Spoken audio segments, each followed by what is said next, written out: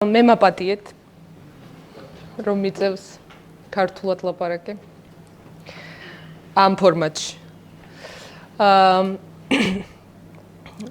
რომ სწავლობდი მე რუსულენოვანი ვარ და ჩემი მშობლიური ენა რუსულია. აი ესე მოხდა რა. და უნივერსიტეტში რომ სწავლობდი ვთარგმნიდი ტექსტებს რომ გამეგო ჯერ რუსულზე. და ასე ვიმახსოვრებდი და მე ისევ ქართულად რომ გამეაზრებინა. ამან სხვათა შორის მომცა შესაძლებლობა რომ ქართული მესწავლა კარგად. ასევე ინგლისურიდან ღამეები მაქვს გათენებული. იმიტომ რომ ინგლისურიდან რუსულად ვთარგმნიდი და მე კონსპექტებს ქართულად ვწერდი. აი ემინმა კარგად თქვა რომ ძალიან ბევრი რაღაცა სირთულე იყო ჩვენ ცხოვრებაშიო რა, ჩემ ცხოვრებაშიო, მაგრამ მე ამას როგორც სირთულეს არ ვუყურებდი, იმიტომ რომ ძალიან მომწონდა აი ეს სწავლის პროცესი, მაბედნიერებდა.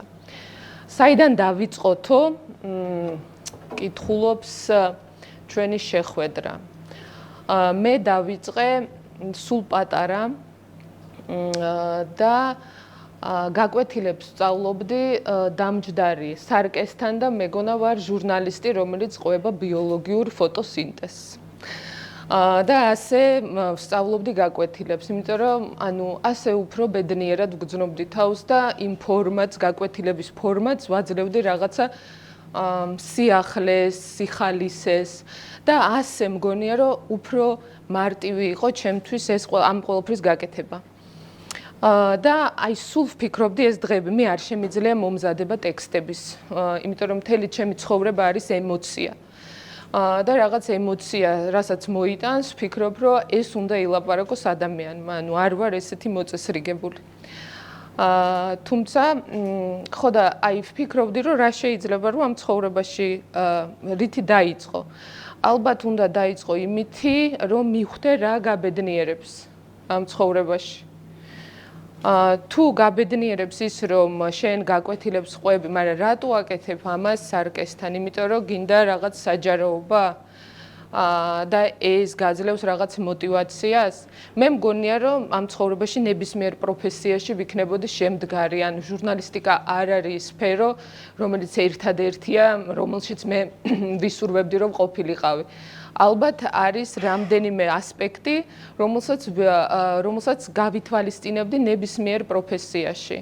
იმიტომ რომ მე ბავშვობაში მეუბნებოდნენ, რომ ჟურნალისტიკაო შენგან არ გამოვაო, ენა შენ არიციო, ის არიცი, ეს არიცი, ეს არიცი და სულ ამას მეუბნებოდნენ და რაღაც მეგონა რომ ეს ისეთი პროფესია არის, რომელსაც მე ვერასდროს ვერაფერს ვერ გავაკეთებდი და სულ მეუბნებოდნენ ესეთ რაღაცას, რომ ყველაზე კარგი ქალისთვისო მასწავლებლის მერე პროფესია არის, ანუ თუ რაღაც ცოტა სერიოზული ტიპშა ხარ, ნოტარიუსი. შენი კაბინეტი გექნება, დაარტყავ ბეჭედსო და იქნები ძალიან ფულიანი და იქნები ჩაკეტილი შენ ასე რაღაც სივრცეში და აი ამას მიმტკიცებდნენ.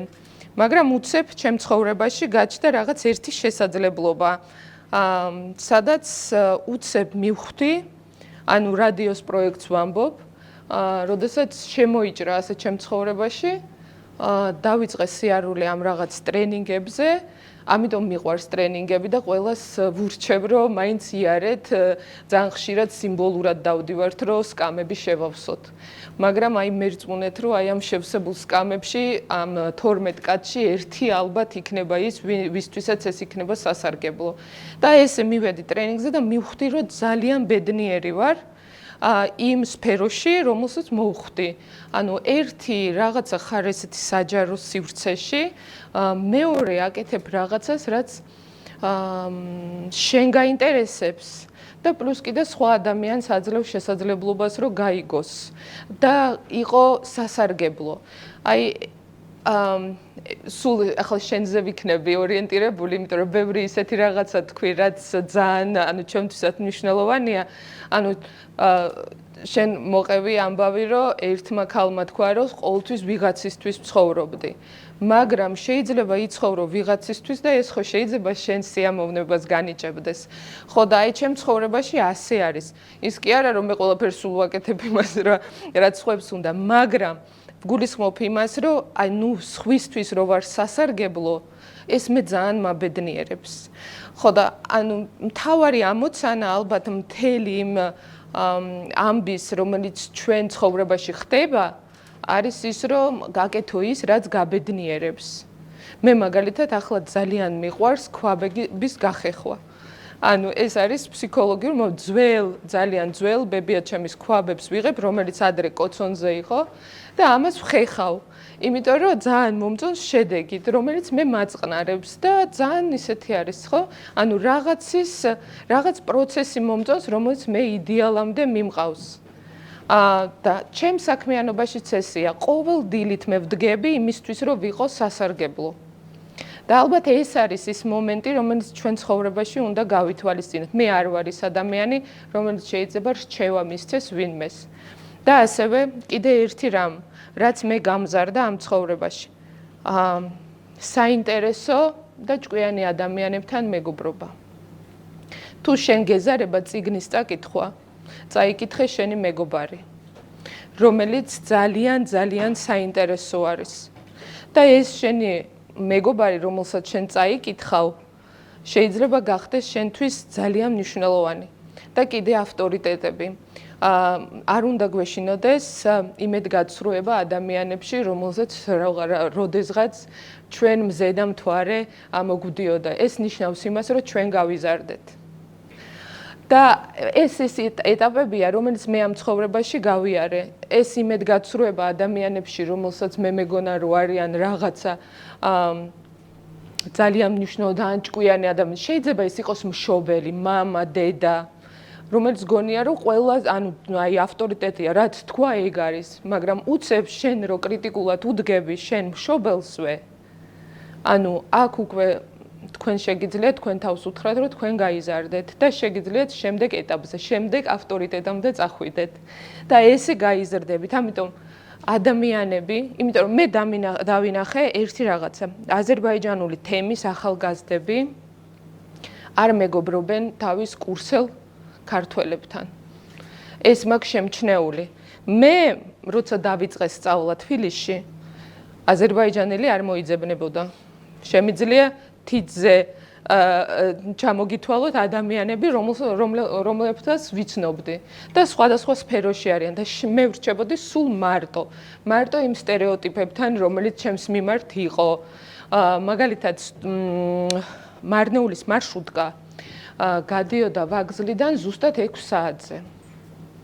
და ლექცია მიმთავრდებოდა 6:30-ზე. და გავრბოდი, აი როგორ გავრბოდი იმისთვის, რომ ვაგზალზე მიმეღწევია. ჩემ მეგობრები, კურსელები იფიქრეს, რომ ჩემთვის არ შეიძლება არაფორმალური კომუნიკაცია. ანუ ლექცია მთავრდება და მე გავრბივარ, იმიტომ რომ ესეთი ტრადიცია აქვს აზერბაიჯანელებს.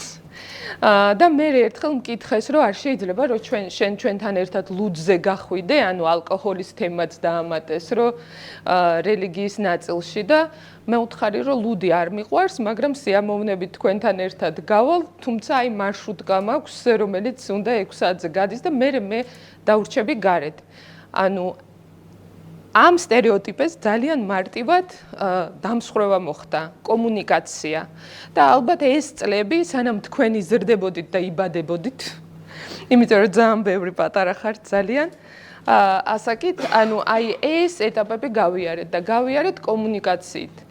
კომუნიკაციით იმასთან, რომელიც გეშინია ძალიან, იმიტომ რომ პირველი ჩემი ტრენინგები და ლექციები იყო პრაქტიკულად მაგიდის ქვეშ ვიჯექი, იმიტომ რომ მეგონა რომ არაფერი არ ვიცი, მეგონა რომ ჩემი აზრი არ არის მნიშვნელოვანი და რაღაც სისულელეს ვიტყვი და აი ესე ნელ-ნელა თავს უყოფდი იმ მაგიდიდან, რომ ანუ გაზრდის ნაწილში ვამბობ, რომ გემატება ეს ყველაფერი, მაგრამ ეს ყველაფერი მოდიოდა ზუსტად იმითი, რომ ძალიან მინდოდა და ძალიან მაბედნიერებდა ეს სფერო, რომელშიც მე ვიყავი. ეს არასამთავრობო, სამოქალაქო სექტორი იყო და მე ჟურნალისტიკა. ბევრი წამგებიანი რაღაცა არის. აი შემიძლია დღეს აქტუალური ამბავი მოგიყვეთ. ტრაგიკული დაღუპვა ამ გოგოს, ხო, აითაჯის. აღმოჩენა მისი ცხედარის ჯერ კიდე კითხვის ქვეშ არის. ტენდენციურობა და ტენდენციის მიყოლა რა. როდესაც მაგალითად ყველამ დაიწყო წერა, რომ აი აღმოაჩინეს ეს მისი ცხედარია და ასე შემდეგ, მე არ დავწერე ეს. მე წავაგე კომერციულად ძალიან ბევრი, იმიტომ რომ ანუ ჩემიდან არ წაიღეს არც ფოტო, არც მასალა, არაფერი, იმიტომ რომ მე არ მაქვს. მე არ მაქვს, იმიტომ რომ მე არ ვიცი ეს სიმართლეა თუ არა. მე ვერ ვამოწმებ. უпростоროდ სადაც მე ოფიციალურ წყაროებში გადავამოწმე, აღმოჩნდა რომ ანუ მათ არ აქვთ პასუხი და მხოლოდ ოჯახი თუ დაგიდასტურებთ. მე მსჯელობ ჩემ თავსთან, შეიძლება თუ არა ერთი შეხედვით იდენტიფიცირება ადამიანის, რომელიც წყალში იყო 45 დღე. ნუ ოკეი, არ იღებენ ყურმილს. მე ვნერვიულობ, იმიტომ რომ ამბავი ხდება, მაგრამ მე ვერ ვადასტურებ ამ ამბავს. აქ არის უკვე არჩევანი რა. ან შენ მიყვები ტენდენციას, მაგრამ მე რეცდები. ან შენ ელოდები და სთავაზობ იმ ადამიანებს, რომელიც გინდა რომ გენდონ, იმ გადამოწმებულ ინფორმაციას. ცხადია, მე ყოველთვის ვირჩევ გადამოწმებას რაღაც გარკვეულ ტენდენციების მიყოლას. კი დაგვიდასტურეს, მაგრამ დღეს მითხრეს, რომ ამაშიც არ არიან დარწმუნებულები და სიმართლე რომ გითხრა, აი ძალიან ვინერვიული ახლა ამაზე, რომ შეიძლება არასწორი ინფორმაცია გავავრცელეთ და უნდა ოფიციალური წყაროებზე დაყნობით დავლოდებოდეთ. ანუ ეს ყველაფერი არის თქვენ რა გინდათ ამ ცხოვრებაში? რა არის თქვენთვის მნიშვნელოვანი და რისთვის გინდათ იყოთ ამ ცხოვრებაში სასარგებლო, ალბათ ეს არჩევანი არის. და მე მაინც დავასრულებ, იმიტომ რომ არ მინდა ბევრი საუბარი, უბრალოდ დაფიქრდით. აი ძალიან ხშირად ამბობენ, რომ ანუ რაღაც იფიქრე, აი მაგალითად ბავშვს რო ეკითხებიან, აი როგორ გტკივა, ხო? ან რას გრძნობ, როდესაც რაღაცას. აი ესეთი ტკივილი გაქვს, ისეთი ტკივილი გაქვს. აი თქვენც დაფიქრდით, ანუ ამ ცხოვრებაში რა გაბედნიერებთ. აი როდესაც თქვენ მიხვდებით რა გაბედნიერებთ, მე მგონია, რომ თქვენ შეძლებთ ჩამოყალიბდეთ ნებისმიერ სფეროში. იმიტომ რომ არ არის დასაცინი ადამიანი, რომელიც ყიდის მწვანილს. არ არის დასაცინი ადამიანი, რომელიც არის მუშაობს რაღაც მშენებლობაზე. არ არის დასაცინი ადამიანი, რომელიც რაღაც, იმიტომ რომ ეს საზოგადოებამ გითხრა, რომ ეს ადამიანი რაღაცა დასაცინია, მაგრამ შეიძლება შენ ხარ ის ადამიანი, რომელიც საუკეთესო მწვანილს ყიდის. შენ ხარ მშენებელი, რომელიც საუკეთესო სახლს აშენებს და შენ ხარ ჟურნალისტი, რომელიც ზუსტად იმას აკეთებ, რაც გინდა და რაც მთავარია. ამას იმიტომ კი არ აკეთებ, რომ მამა შენმა რაღაცა ფული ბევრი არ მოგცა და შენ ბიზნესი ვერ ააშენე და სულ გარშემო ყველა არის დამნაშავე. ალბათ იმიტომ ხარ ის, იმიტომ რომ ეს გაბედნიერებს და რა ვიცი, მე გისურვებთ რომ იყოთ ბედნიერები, იმიტომ რომ ეს არის ერთადერთი ამ ცხოვრებაში ჩვენ ზოგადად რელიგიურად რაღაცა ყველა სიკვდილისთვის გვამზადებს. ანუ აი ჩვენ ვემზადებით სიკვდილისთვის და არასდროს არ ვცხოვრობთ. ამიტომ ცხოვრებაც არის საჭირო იმისთვის, რომ რაღაცა, ანუ უნდა იყო ბედნიერი ამ ცხოვრებაში, რომ მიხვიდე იმ ბოლო წერტილამდე. იქიდან არასდროს არავინ არ დაბრუნებულა და არავის არ უთქვამს, რომ რა კარგი იყო იქ და რა კარგად ვემზადებოდეთ. მაგრამ ზუსტად ვიცით, რომ როდესაც რაღაცა სრულდება, ჩვენ ვიწყებთ სინანულის. სინანულის იმის გამო, რომ არ ვიყავით ბედნიერები. და მე მინდა გითხრათ, რომ მე ძალიან ბედნიერი ადამიანი ვარ. იმიტომ რომ იმ საქმით ვარ დაკავებული, რომელიც მე მიყვარს, სადაც ვარ სასარგებლო და სადაც შემიძლია რომ რაღაცა დავტოვო ისეთი, ვისაც შეიძლება რაღაც უფრო გაუმარტივოს ცხოვრება. თუ ჩემი ახლა სიტყვები ცოტა მაინც დაგაფიქრებენ იმაზე თუ რა არის ჩემთვის ბედნიერება, მე უკვე ბედნიერი ვარ, მადლობა.